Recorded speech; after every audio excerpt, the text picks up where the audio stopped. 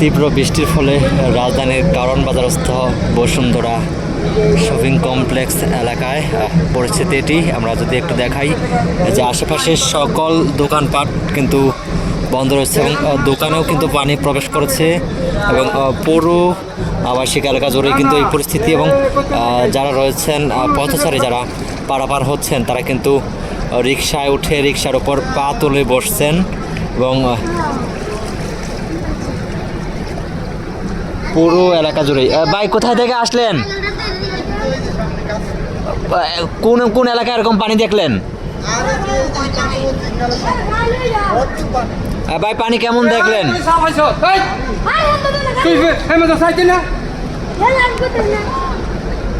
পুরো যদি দোকানপাটগুলো দেখাই, পুরো দোকানের পরিস্থিতি কিন্তু এমন, হাঁটু পানি এবং কোথাও কোথাও কোমর পানি আমরা দেখছি।